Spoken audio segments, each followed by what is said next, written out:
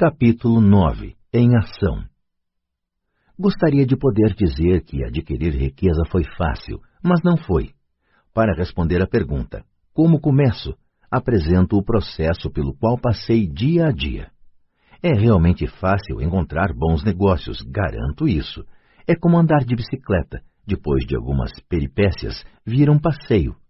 Mas quando se trata de dinheiro, a determinação para ultrapassar a fase das peripécias é uma decisão pessoal. Descobrir negócios únicos na vida de milhões de dólares exige que convoquemos nosso gênio financeiro. Acredito que em cada um de nós reside um gênio financeiro. O problema é que ele está adormecido, esperando ser despertado. Está adormecido porque nossa cultura nos educa para acreditar que o amor ao dinheiro é a raiz de todos os males. Ela nos incentiva a aprender uma profissão para que possamos trabalhar pelo dinheiro, mas não nos ensina a fazer o dinheiro trabalhar para nós.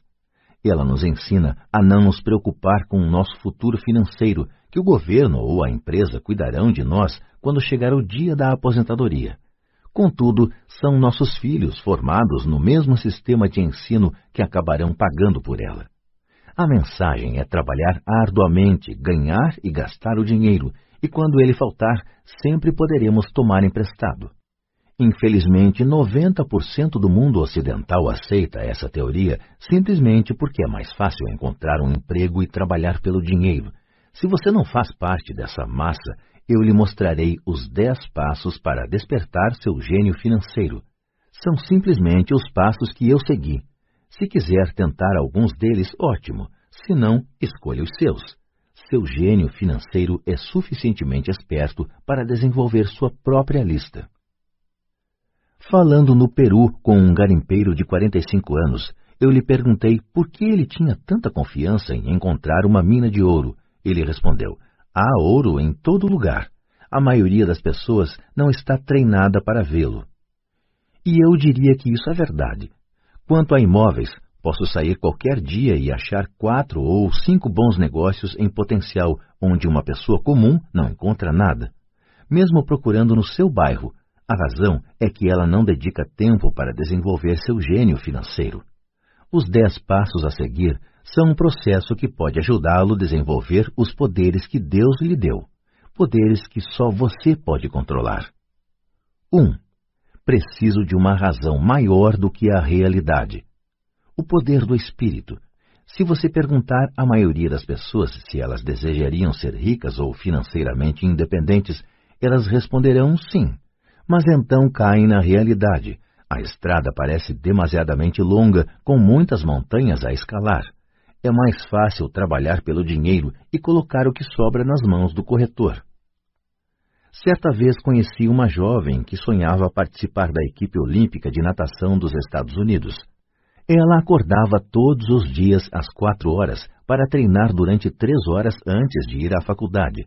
Ela não ia a festas com os amigos nas noites de sábado. Ela tinha que estudar para obter notas altas como todo mundo. Quando lhe perguntei o que a levava a essa ambição e a esse sacrifício sobre-humano, ela simplesmente respondeu: faço isso por mim mesma e pelas pessoas que amo. É o amor que me leva a superar obstáculos e sacrifícios. Uma razão ou um propósito é uma combinação de alguns quero e alguns não quero. Quando as pessoas me perguntam qual a razão que me levou a querer ser rico, digo que foi a combinação profunda e emocional dos quero e não quero. Listarei alguns. Primeiro, os não quero, pois são eles que criam os quero. Não quero trabalhar a vida inteira. Não quero o que meus pais aspiravam para mim, que era segurança no emprego e uma casa no subúrbio. Não quero ser um empregado. Odiava quando meu pai não assistia a meus jogos de futebol porque estava ocupado com sua carreira. Odiava ver meu pai trabalhando arduamente e o governo levando boa parte do que ele tinha obtido quando morreu. Ele não pôde nem mesmo deixar para os filhos aquilo pelo qual tinha trabalhado tanto. Os ricos não fazem isso. Eles trabalham arduamente e deixam um legado para seus filhos. Agora os quero. Quero ser livre para viajar por todo o mundo e viver o estilo de vida que gosto. Quero fazer isso ainda jovem. Quero ser simplesmente livre. Quero controlar meu tempo e minha vida. Quero que o dinheiro trabalhe para mim. Essas são minhas razões emocionais profundas. Quais são as suas? Se elas não forem suficientemente fortes, então a realidade da estrada à frente pode ser maior do que suas razões. Perdi dinheiro e tive vários fracassos, mas foram essas razões emocionais que me mantiveram de pé e me fizeram prosseguir. Queria ser livre por volta dos 40 anos, mas precisei esperar até os 47 com muitas experiências de aprendizado ao longo do caminho. Como disse, gostaria de dizer que foi fácil, mas não foi, mas também não foi duro. Sem uma forte razão ou propósito, aí sim, qualquer coisa na vida é dura. Se você não tiver um forte motivo, não faz sentido continuar ouvindo. Parecerá trabalho demais. 2. Escolho todos os dias. O poder da escolha. Esta é a principal razão pela qual as pessoas querem viver em um país livre. Queremos o poder de escolha. Financeiramente, com cada dólar que temos em nossas mãos, temos o poder de escolher nosso futuro de ricos, pobres ou classe média. Nossos hábitos de despesa refletem quem somos nós. As pessoas pobres têm simplesmente maus hábitos de despesa. Uma vantagem que eu tive em criança foi a de que gostava de jogar banco imobiliário constantemente. Ninguém me disse que banco imobiliário era só para crianças, de modo que continuei jogando adulto. Também tinha pai rico que me mostrou a diferença entre um ativo e um passivo. Sendo assim, há muito tempo, quando ainda era garoto, escolhi ser rico e sabia que tudo o que eu tinha a fazer era adquirir ativos reais. Meu melhor amigo Mike tinha uma coluna de ativos que lhe fora dada, mas ele teve que optar por aprender a mantê-la. Muitas famílias ricas perdem os ativos na geração seguinte simplesmente porque não havia ninguém treinado para ser um bom guardião dos ativos. Muitas pessoas optam por não ser ricas. Para 90% da população, ser rico é confusão demais. Então inventam de dizer coisas como não estou interessado em dinheiro, nunca serei rico, não preciso me preocupar, ainda sou jovem, quando tiver algum dinheiro vou pensar sobre meu futuro, ou meu marido, mulher, cuida das finanças. O problema dessas afirmações é que elas roubam das pessoas que pensam assim duas coisas. Uma, tempo, que é nosso ativo mais precioso, e 2, o aprendizado. Só porque você não tem dinheiro, isso não é desculpa para não aprender. Mas é uma escolha que fazemos a cada dia, a escolha do que fazer com o nosso tempo, com o nosso dinheiro e com o que pomos em nossa cabeça. É o poder da escolha. Todos nós temos escolha. Escolhi ser rico e faço essa opção a cada dia. Invista primeiro na instrução. Na verdade, o único ativo real que você possui é sua mente, o instrumento mais importante que dominamos. Como disse, cada um de nós pode escolher o que põe em sua mente uma vez alcançada a idade suficiente. Você pode ficar assistindo a MTV o dia inteiro, ou ler revistas de golfe, ou fazer um curso de cerâmica ou um curso de planejamento financeiro. Você escolhe. A maioria das pessoas simplesmente compra investimentos em lugar de aprender a investir. Uma de minhas amigas, uma mulher rica, teve recentemente seu apartamento roubado. Os ladrões levaram um aparelho de televisão e o videocassete e deixaram todos os seus livros. Nós todos temos essa escolha. Novamente, 90% da população compra aparelhos de televisão e somente uns 10% compram livros de negócios ou fitas sobre investimentos. Então, o que é que eu faço? Vou aos seminários. Gosto quando eles duram pelo menos 2 dias, porque gosto de me aprofundar em um tema. Em 1973, estava assistindo à televisão e vi o anúncio de um seminário de 3 dias sobre como comprar imóveis sem precisar dar entrada. Gastei $385 e o curso me permitiu ganhar pelo menos $2 milhões, talvez mais. Porém, mais importante, me comprou vida. Não preciso trabalhar pelo resto da vida por causa daquele curso. Faço pelo menos 2 desses seminários por ano. Adoro fitas de áudio. A razão. Posso voltar para trás rápido. Estava ouvindo uma fita de Peter Lynch e ele disse algo de que discordei completamente. Em vez de me mostrar arrogante e crítico, simplesmente apertei o botão de retrocesso e ouvi aquele trecho da fita umas 20 vezes. Talvez até mais. De repente, mantendo minha mente aberta, entendi por que ele estava falando aquilo. Foi como uma mágica. Senti como se tivesse uma janela para a mente de um dos maiores investidores do nosso tempo. Ganhei uma tremenda profundidade e percepção dos vastos recursos de seu conhecimento e de sua experiência. Resultado líquido. Ainda tenho minha velha maneira de pensar e tenho a forma de Peter de ver o mesmo problema ou situação. Tenho dois pensamentos em vez de um. Mais de uma forma de analisar um problema ou tendência, e isso não tem preço. Hoje me pergunto muitas vezes, como Peter Lynch faria isso, ou Donald Trump, ou Warren Buffett, ou George Soros? A única maneira pela qual posso acessar seu vasto poder mental é sendo suficientemente humilde para ler ou ouvir o que eles têm a dizer. Pessoas arrogantes e críticas são muitas vezes pessoas com baixa autoestima que têm medo de assumir riscos. Veja, se você aprender algo novo, terá que errar a fim de entender totalmente o que aprendeu. Se você ouviu até aqui, a arrogância não é um de seus problemas. Pessoas arrogantes raramente leem ou compram fitas. Por que elas o fariam? Elas são o centro do universo. Há pessoas inteligentes que discutem ou se defendem quando uma ideia nova se choca com o que pensam.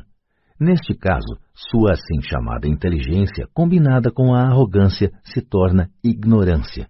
Cada um de nós conhece alguém muito instruído ou que se acredita esperto, mas cujo balanço mostra outra coisa.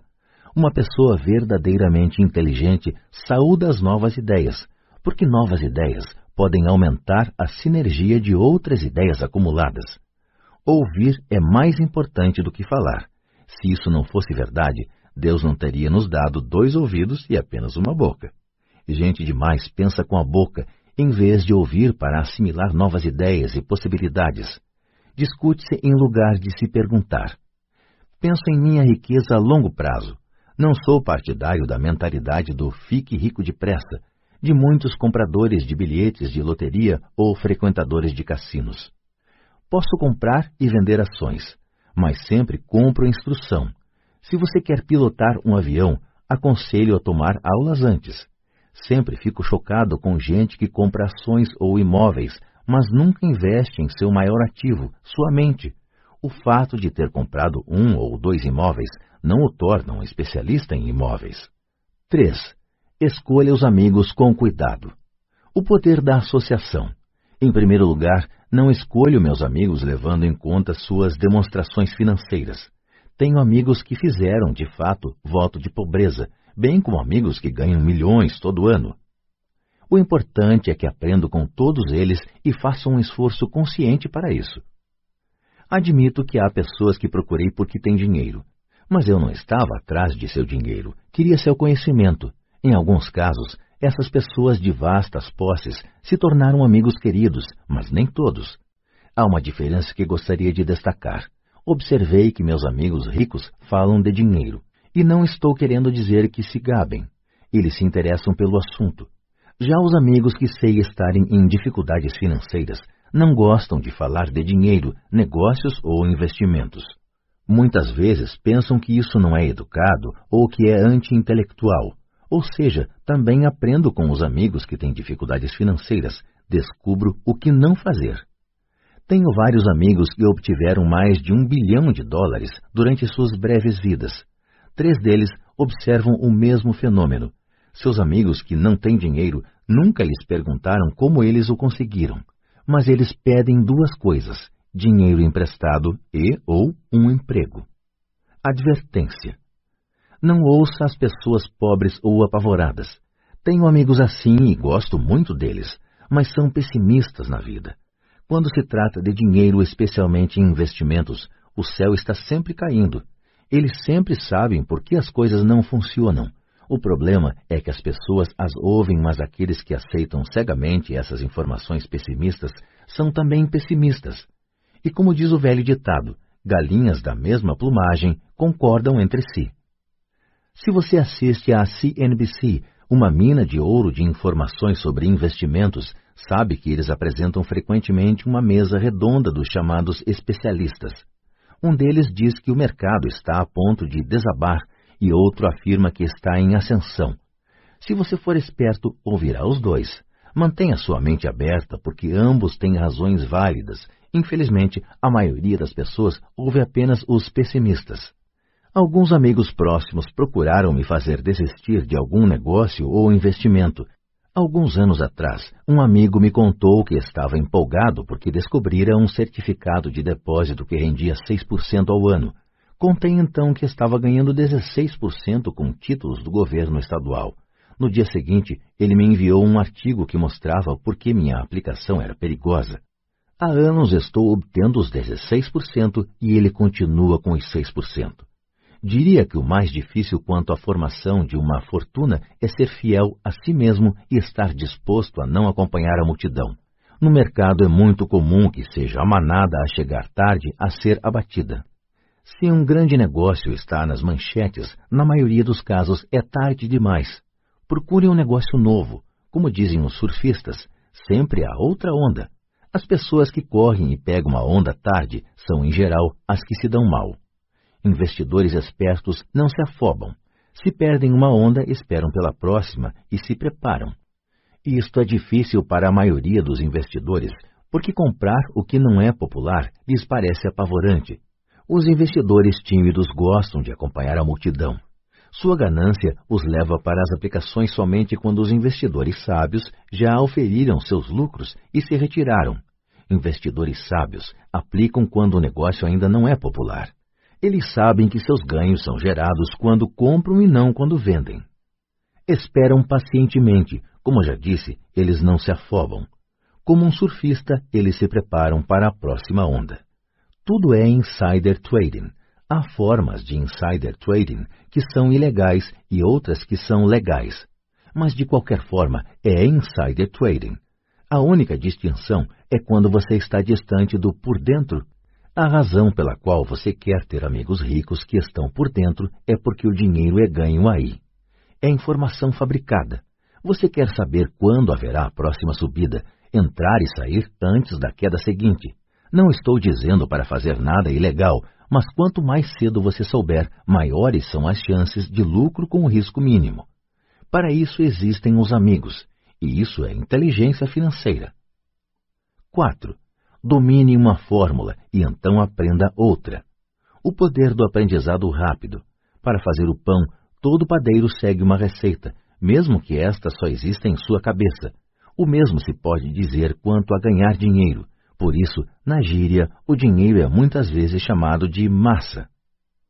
Muitos de nós já ouvimos a expressão, você é o que você come.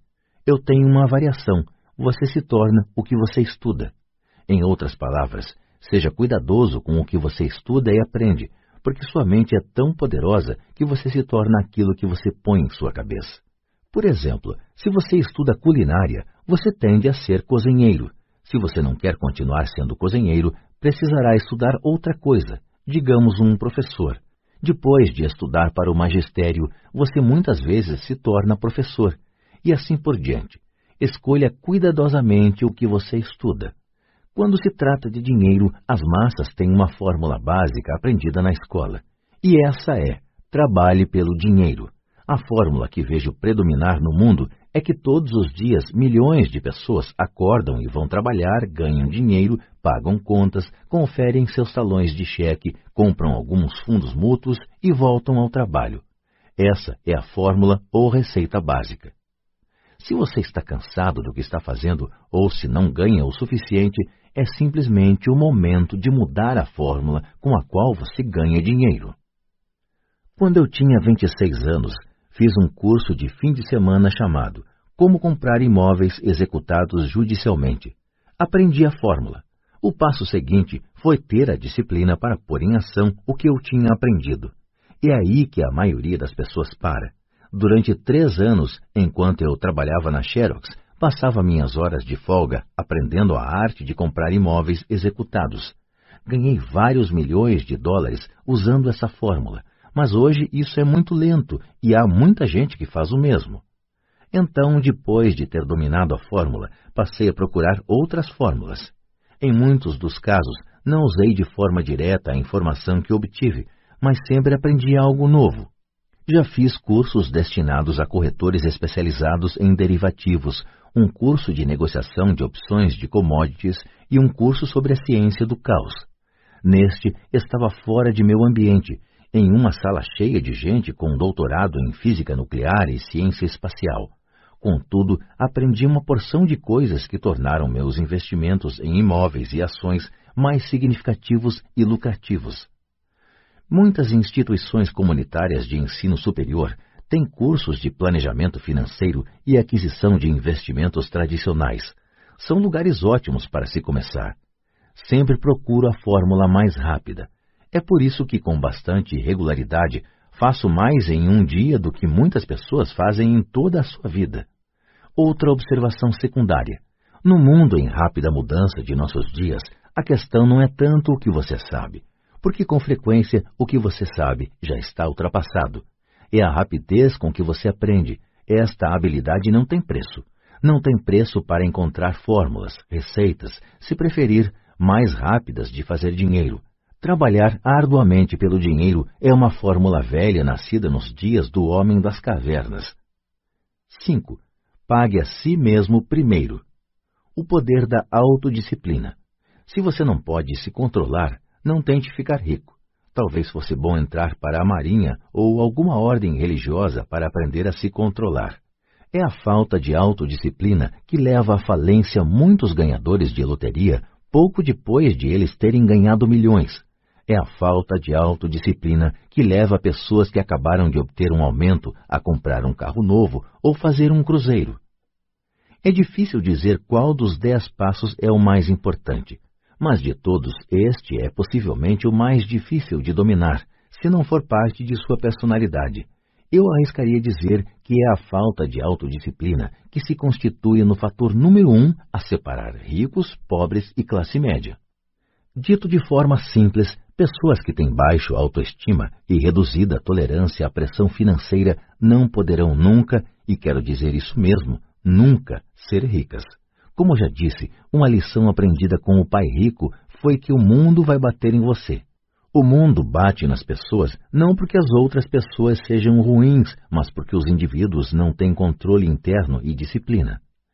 Quem não tem força interior, muitas vezes se torna vítima daqueles que têm autodisciplina. Nos cursos para empreendedores onde leciono, lembro constantemente aos participantes que não devem focar seu produto, serviço ou atividade, mas o desenvolvimento de habilidades de gestão. As 3 habilidades de gestão mais importantes para se iniciar um negócio próprio são: 1. Gestão do fluxo de caixa. 2. Gestão de pessoal. 3. Gestão pessoal do tempo. Diria que essas habilidades de gestão se aplicam a qualquer coisa, não apenas a empreendedores.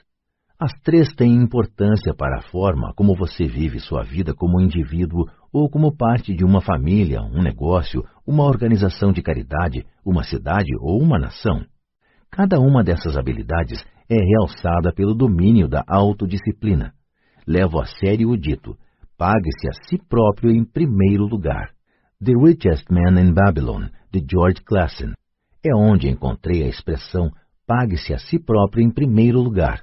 O livro vendeu milhões de exemplares, mas embora milhões de pessoas repitam livremente essa afirmação poderosa, poucas seguem o conselho. Como disse, a alfabetização financeira nos permite ler os números e estes contam a história. Vendo a demonstração de renda e o balanço de uma pessoa, posso ver facilmente se a pessoa que diz pague-se a si próprio em primeiro lugar está praticando o que prega. Comparemos então as demonstrações financeiras de pessoas que pagam a si mesmo em primeiro lugar e as que não as fazem. Repito, tem a ver com o entendimento do fluxo de caixa que conta a história. Se você pode realmente começar a compreender o poder do fluxo de caixa, perceberá rapidamente o que há de errado com o exemplo a seguir. Ou seja, porque 90% das pessoas trabalham arduamente durante toda a vida e precisam de apoio do governo, à Seguridade Social, quando não podem mais trabalhar. Está vendo? O exemplo anterior reflete as ações de uma pessoa que opta por pagar a si mesma em primeiro lugar. Todo mês, ela destina dinheiro para sua coluna de ativos antes de pagar as despesas mensais. Embora milhões de pessoas tenham lido o livro de Clason e entendido a expressão pague-se a si próprio em primeiro lugar, na verdade, elas o fazem em último lugar. Agora posso ouvir as reclamações daqueles que acreditam sinceramente em pagar as contas primeiro. E posso ouvir todas as pessoas responsáveis que pagam suas contas em dia. Não estou falando para ser irresponsável e deixar de pagar as contas. Digo apenas o que está no livro, e isso é, pague a si mesmo em primeiro lugar. Minha mulher e eu temos tido muitos guarda-livros, contadores e gerentes de banco que têm problemas com esta forma de considerar o pague a si próprio em primeiro lugar. A razão é que estes profissionais fazem de fato o mesmo que as massas, que é se pagar em último lugar. Eles pagam a todos os demais primeiro. Em certos meses, quando por qualquer razão o fluxo de caixa é bem menor do que minhas contas, eu pago a mim mesmo em primeiro lugar. Meu contador gritou em pânico: eles vão pegar o senhor? A Receita vai colocar o senhor na cadeia. O senhor vai acabar com sua capacidade de tomar crédito. Vão cortar a eletricidade. Ainda assim, pago a mim mesmo em primeiro lugar. Por quê? Perguntará você. Porque esse é todo o sentido da história de The Richest Man in Babylon. O poder da autodisciplina e o poder da força interior. Garra, num linguajar mais popular. É como o pai rico me ensinou no primeiro mês em que trabalhei para ele. A maioria das pessoas permite que o mundo bata nelas. O cobrador liga e diz: paga ou então? Aí você deixa de pagar a si próprio. Um vendedor diz: ponha no cartão. Seu corretor imobiliário diz para você ir em frente porque o governo permite dedução do imposto de renda da hipoteca de sua casa. É disso tudo que o livro trata. Ter a garra para ir contra a maré e enriquecer. Você pode não ser fraco, mas quando se trata de dinheiro, muitos balançam. Não estou falando para ser irresponsável. Não dou muito valor aos cartões de crédito e às facilidades de empréstimo porque quero pagar a mim primeiro. A razão pela qual minimizo minha renda é porque não quero entregá-la ao governo. É por isso, como sabem os que assistiram a meu vídeo The Secrets of the Rich, que minha renda se origina em minha coluna de ativos por meio de uma sociedade anônima em Nevada. Se eu trabalhar pelo dinheiro, o governo o pega. Embora pague minhas contas por último, tenho suficiente astúcia financeira para não me colocar em uma situação enrolada. Não gosto de dívidas de consumo. Na verdade, tenho passivos que são mais altos do que os de 99% da população, mas não pago por eles, outros o fazem. Eles são chamados locatários. O principal, então, para se pagar a si próprio em primeiro lugar, é começar por não se endividar. Apesar de pagar minhas contas por último, me organizo para ter apenas pequenas contas sem importância que terei que pagar. Quando eventualmente estou num aperto, ainda assim pago primeiro a mim mesmo. Deixo que os credores e até o governo gritem. Gosto quando eles ficam zangados. Por quê? Porque eles me fazem um favor. Eles me inspiram a sair e criar mais dinheiro. Continuo pagando a mim mesmo primeiro, invisto o dinheiro e deixo os credores gritarem. Em geral, acabo, de qualquer forma, pagando logo. Minha mulher e eu temos excelente crédito, só que não cedemos à pressão e não gastamos nossa poupança ou liquidamos ações para pagar dívidas de consumo. Isso não é muito inteligente do ponto de vista financeiro. Portanto, a resposta é: 1. Não se endivide demais. Mantenha suas despesas reduzidas. Forme seus ativos primeiro. Então, compre uma casa maior ou um carro grande. Ficar preso na corrida dos ratos não é inteligente. 2. Quando apertado de dinheiro, não se afobe e não gaste suas poupanças ou investimentos. Use a pressão para inspirar seu gênio financeiro a descobrir novas formas de ganhar mais dinheiro e então pague as contas. Você terá aumentado sua habilidade de ganhar mais dinheiro, bem como sua inteligência financeira. Assim, muitas vezes tive problemas financeiros e usei meu cérebro para criar mais renda, enquanto defendia firmemente meus ativos. Meu contador gritava e procurava cobertura, mas eu parecia um bom soldado de cavalaria defendendo o forte, ativos. Pessoas pobres têm hábitos pobres. Um mau hábito comum é chamado inocentemente de meter a mão na poupança. Os ricos sabem que as poupanças só são usadas para criar mais dinheiro, não para pagar contas. Sei que isso parece cruel, mas, como já disse, se não for internamente resistente, o mundo vai sempre bater em você. Se é do tipo que não gosta de pressão financeira, então descubra uma fórmula que funcione para você. Uma boa fórmula é cortar despesas, pôr o dinheiro no banco e pagar mais do que o necessário em imposto de renda, aplicar em fundos mútuos seguros e esperar sempre resultados médios. Mas isto viola a regra do pague a si mesmo em primeiro lugar. Este princípio não estimula o autossacrifício ou a abstinência financeira. Não significa pagar a você mesmo primeiro e passar fome. A vida foi feita para ser desfrutada. Se você conjura seu gênio financeiro, pode ter todas as coisas boas da vida, enriquecer e pagar contas, sem se sacrificar. E isso é inteligência financeira. 6. Pague bem a seus corretores. O poder do bom conselho. Muitas vezes vejo pessoas colocando um cartaz na frente de casa. Proprietário vende. Ou vejo na televisão muita gente se anunciando como corretor de desconto. Pai Rico me ensinou a fazer exatamente o contrário. Ele acreditava que os profissionais deviam ser bem pagos e eu adotei a mesma política. Hoje tenho a meu serviço advogados, contadores, corretores de imóveis e de ações caros. Por quê? Porque se, e destaco o se, as pessoas são profissionais, seus serviços devem render dinheiro para você. E quanto mais dinheiro ganharem, mais eu ganho. Vivemos na era da informação. A informação não tem preço. Um bom corretor deve lhe oferecer informação e dedicar tempo para instruir você. Tenho vários corretores dispostos a fazer isso por mim. Alguns me ensinaram quando eu tinha pouco ou nenhum dinheiro e até hoje trabalho com eles. O que pago a um corretor é pouco em comparação com o dinheiro que posso ganhar em consequência das informações que eles me trazem.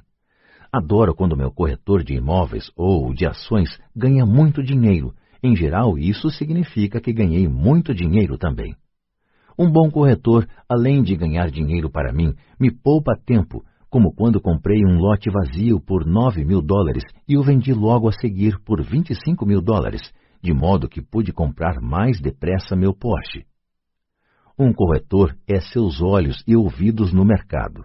Eles estão lá todos os dias enquanto eu não preciso estar. Prefiro jogar golfe. Também as pessoas que vendem sua casa por conta própria não dão muito valor ao seu tempo. Por que eu iria querer deixar de gastar alguns dólares quando posso empregar esse tempo para ganhar mais dinheiro ou para estar com aqueles que amo? O que acho engraçado é como tantas pessoas pobres e de classe média insistem em dar gorjetas de 15% a 20% nos restaurantes por um mau serviço e reclamam de pagar a um corretor algo entre 3% e 7%. Elas gostam de dar gorjeta a pessoas que figuram na coluna da despesa e maltratam as que estão na coluna dos ativos. Isso não é inteligente do ponto de vista financeiro. Nem todos os corretores são iguais.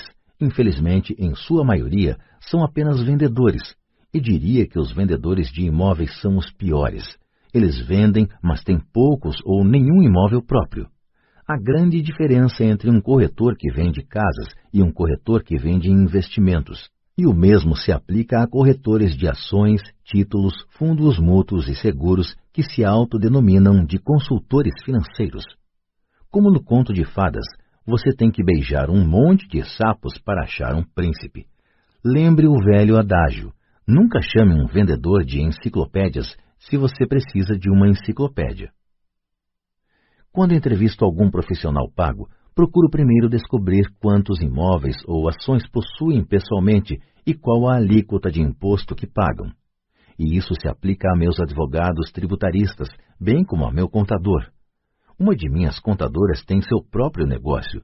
Sua profissão é a contabilidade, mas seu negócio são os imóveis. Eu tinha um contador que tinha uma pequena empresa de contabilidade, mas não tinha qualquer imóvel.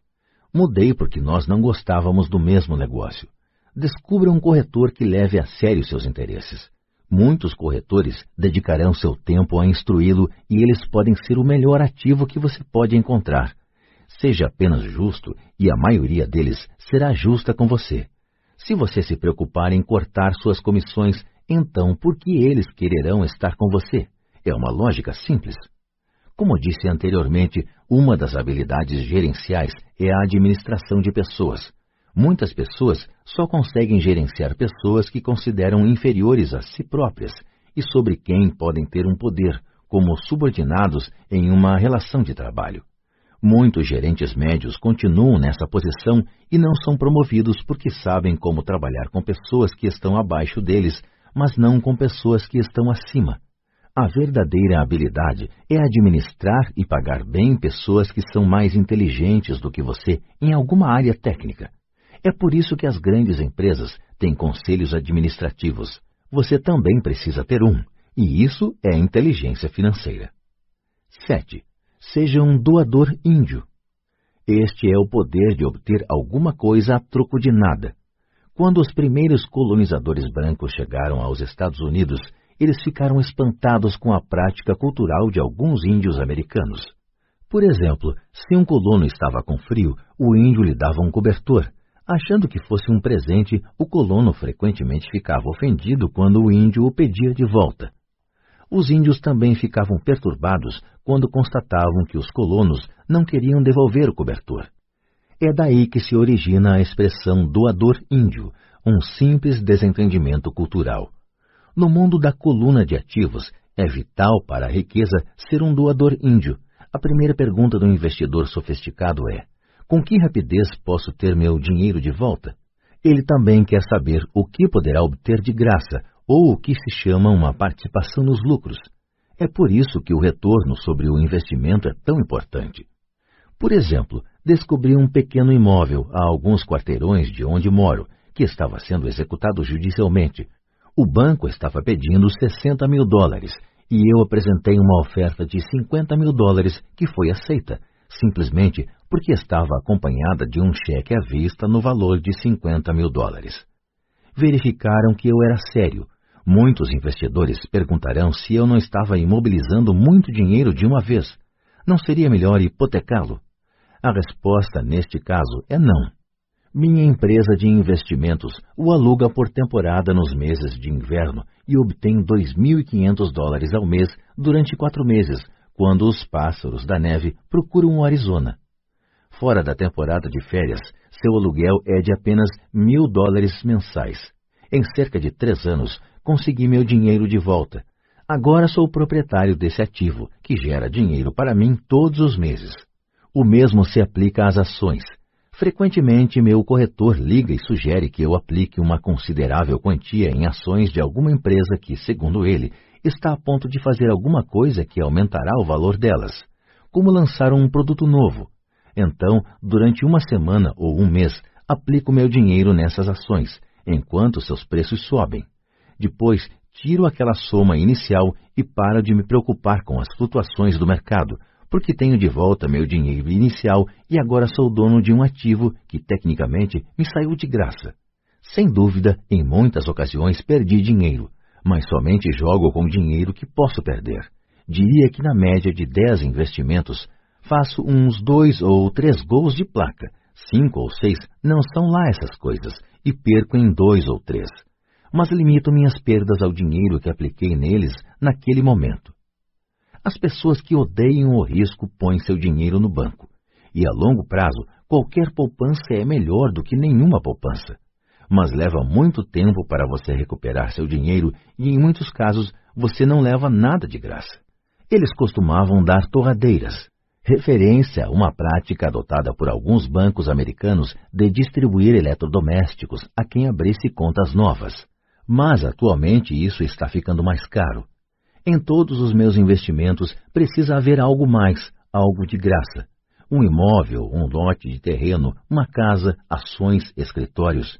E o risco deve ser limitado ou deve ser uma ideia de baixo risco. Há livros inteiros que tratam deste assunto, de modo que não me estenderei aqui. Ray Kroc, do McDonald's, vendia franquias de hambúrgueres, não porque gostasse do sanduíche, mas porque queria os terrenos das franquias de graça. Investidores sábios devem dar mais atenção ao retorno sobre o investimento. São os ativos que você obtém de graça depois que você recebe seu dinheiro de volta. Isso é inteligência financeira. 8. Ativos compram supérfluos. O poder do foco. O filho de um amigo estava desenvolvendo um hábito desagradável de gastar demais. Aos 16 anos, naturalmente, desejava ter seu carro. A desculpa: os pais de todos os seus amigos tinham comprado um carro para o filho. O garoto queria pegar suas poupanças e dar a entrada para o carro. Foi aí que o pai me procurou. Você acha que devo fazer o que ele quer ou deveria fazer como os outros pais e dar um carro para ele? Minha resposta: a curto prazo pode ser bom, mas o que você lhe terá ensinado a longo prazo? Você não pode usar seu desejo de ter um carro e incentivar seu filho a aprender alguma coisa? De repente, se acendeu uma luz e ele foi correndo para casa. 2 meses depois, voltei a encontrar meu amigo. Seu filho já está com o carro? Perguntei. Não, mas lhe dei $3.000 para comprar o carro. Falei para ele usar meu dinheiro e em lugar do seu dinheiro reservado para a universidade. Você foi bastante generoso, respondi. Nem tanto. O dinheiro veio acompanhado de uma condição. Segui sua orientação para usar seu desejo por um carro como incentivo para que aprendesse alguma coisa. E qual foi a condição? Perguntei. Bom, primeiro voltamos a jogar seu cash flow. Jogamos e tivemos uma longa discussão sobre o uso sábio do dinheiro.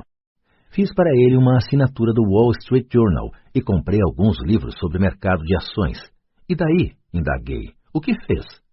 Falei que os $3.000 eram dele, mas que ele não poderia comprar o carro direto. Ele deveria usar o dinheiro para comprar e vender ações, achar seu próprio corretor, e quando tivesse ganho $6.000, metade ele poderia usar para comprar o carro, e o resto devia colocar na poupança para pagar a faculdade. E o resultado? Continuei. Bem, teve sorte nos primeiros negócios, mas daí a pouco perdeu tudo. Então começou a ficar interessado de verdade. Hoje ainda lhe faltam uns $2.000 e está mais interessado ainda. Leu todos os livros que dei e pegou outros na biblioteca. Lê avidamente o Wall Street Journal, acompanhando os indicadores, e assiste à CNBC em vez da MTV, e está aprendendo muito. Ele sabe que se perder dinheiro vai ter que andar a pé mais uns 2 anos, mas não está preocupado. Já nem liga tanto para o carro porque encontrou algo mais divertido para fazer. E se ele perder todo o dinheiro? Perguntei. Aí vamos ver. Prefiro que ele perca tudo agora do que ter que esperar chegar à nossa idade para arriscar a perder tudo. E além do mais, esses são os melhores $3.000 que gastei com sua educação. O que está aprendendo vai lhe servir por toda a vida e ele parece ter adquirido mais respeito pelo poder do dinheiro. Acho que parou de torrá-lo. Como já falei na sessão, pague a si mesmo em primeiro lugar. Se uma pessoa não domina o poder da autodisciplina, é melhor nem tentar ficar rico. Embora o processo de gerar fluxo de caixa a partir da coluna de ativos seja fácil, é a fortaleza mental de direcionar o dinheiro que é difícil. Devido às tentações externas, é mais cômodo neste mundo de consumismo torrar o dinheiro na coluna das despesas. A falta de fortaleza mental leva a permitir que o dinheiro flua pelos caminhos de menor resistência. Darei um exemplo numérico de inteligência financeira, especialmente a capacidade de usar dinheiro para ganhar mais dinheiro. Se eu der a 100 pessoas $10.000 no início do ano, acho que ao fim do ano, 80 não terão mais nada. De fato, elas terão aumentado seu endividamento usando o dinheiro para dar entrada na compra de carro novo, geladeira, televisor, gravador de vídeo ou em viagem de férias. 16 terão aumentado esses $10.000 em torno de 5% a 10%. 4 terão aumentado a soma para $20.000 ou para alguns milhões. Estudamos para aprender uma profissão de modo a poder trabalhar pelo dinheiro. Na minha opinião, é também importante aprender a fazer o dinheiro trabalhar para nós. Gosto de meus supérfluos tanto quanto qualquer outro ser humano. A diferença é que algumas pessoas compram seus supérfluos em prestações. É a armadilha de querer imitar o vizinho. Quando eu quis comprar um Porsche, o caminho mais fácil foi procurar o gerente do banco e conseguir um financiamento. Em lugar de me preocupar com a coluna do passivo, decidi me concentrar na coluna dos ativos. Como de hábito, empreguei meu desejo de consumir para me inspirar e motivar meu gênio financeiro a investir. Constantemente nos preocupamos em obter as coisas que desejamos em vez de nos concentrarmos em criar dinheiro.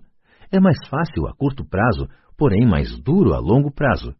É um mau hábito em que incorremos como indivíduos e como nação. Lembre, o caminho mais fácil muitas vezes se transforma no mais áspero, e o caminho árduo muitas vezes se torna suave.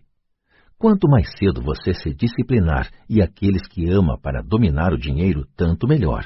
O dinheiro é uma força poderosa. Infelizmente, as pessoas usam esse poder contra elas mesmas. Se sua inteligência financeira for pouca, o dinheiro escorrerá de suas mãos, será mais esperto que você. Se o dinheiro for mais esperto, você trabalhará toda a sua vida. Para ser o senhor do dinheiro, você precisa ser mais esperto do que ele. Então o dinheiro fará o que você mandar. Ele lhe obedecerá. Em vez de ser escravo, você será o senhor. Isso é inteligência financeira. 9. A necessidade de heróis. O poder do mito. Quando eu era garoto, admirava profundamente Willie Mays, Hank Aaron e Yogi Berra.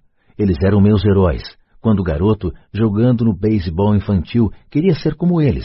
Seus cartões de beisebol eram meu tesouro. Queria saber tudo a respeito deles. Conhecia suas estatísticas, suas jogadas, quanto ganhavam e como tinham ascendido aos times profissionais.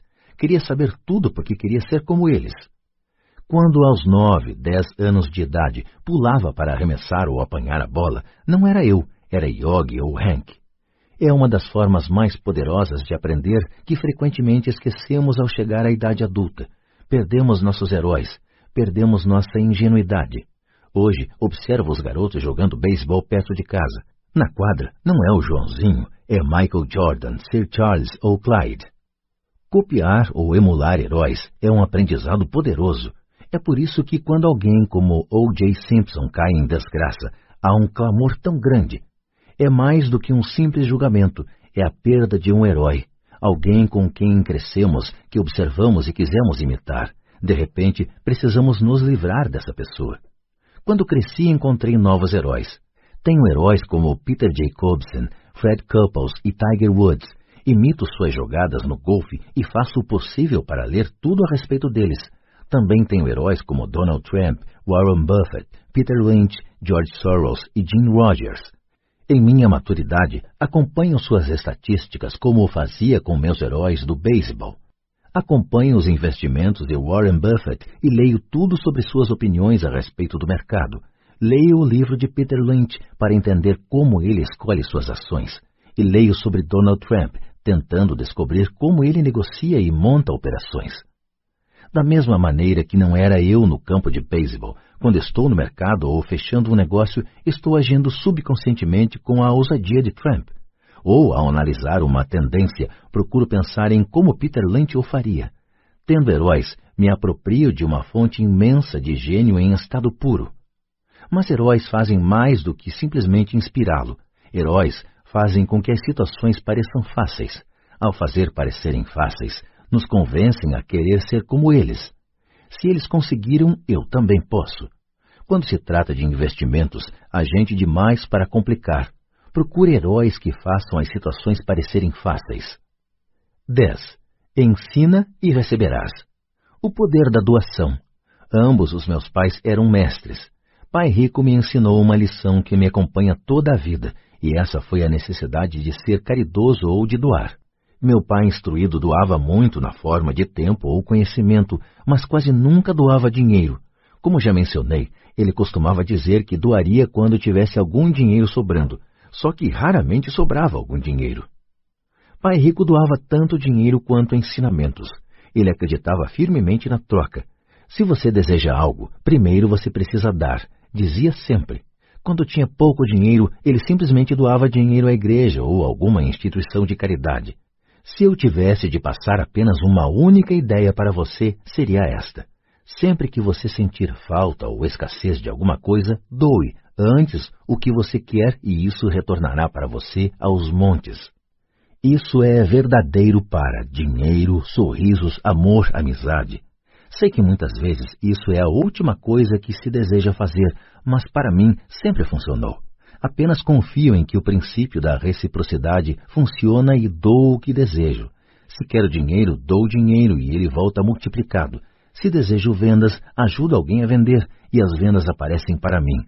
Se desejo contatos, ajudo alguém a obter contatos. E como num passe de mágica, os contatos vêm para mim. Há muitos anos ouvi algo assim. Deus não precisa receber, mas os homens precisam doar. Pai Rico dizia com frequência, os pobres são mais gananciosos do que os ricos. Ele então explicava que, se uma pessoa era rica, essa pessoa oferecia algo que os outros desejavam. Ao longo de minha vida, em todos estes anos, sempre que senti necessidade de dinheiro ou de auxílio, procurava no fundo de meu coração o que eu queria e decidia doá-lo antes. Ao fazê-lo, o que eu doava sempre retornava para mim. Isso me lembra a história do cara sentado com lenha nos braços numa noite gelada, e ele gritava para a lareira à sua frente: "Quando você me esquentar um pouco, eu ponho um pouco de lenha dentro de você."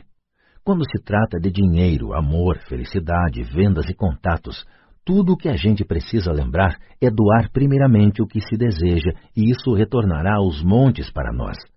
Muitas vezes, apenas o processo de refletir sobre o que você deseja e como você o poderia doar para alguém desencadeia uma torrente de generosidade.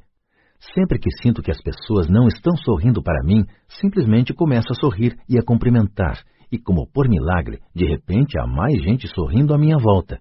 É verdade que seu mundo é apenas um espelho de você. Por isso digo, ensina e receberás. Descobri que quanto mais sinceramente ensino aos que estão desejosos de aprender, tanto mais aprendo. Se você quer aprender sobre dinheiro, ensine a alguém. Uma torrente de novas ideias e distinções mais sutis surgirá. Houve momentos em que doei e nada retornou, ou em que o que recebi não era o que eu desejava. Mas depois de refletir e examinar minha alma, concluí que, em vez de doar por doar, eu estava doando para receber. Meu pai ensinava a professores e se tornou mestre dos mestres. Pai rico sempre ensinava aos jovens seu jeito de fazer negócios. Em retrospecto, foi a generosidade deles com o que eles sabiam que os fez melhores. Há neste mundo poderes muito mais fortes do que nós. Você pode chegar lá por si mesmo, mas chegará mais rápido com o auxílio dos poderes superiores. Tudo de que precisa é ser generoso com o que você tem, e os poderes superiores serão generosos com você.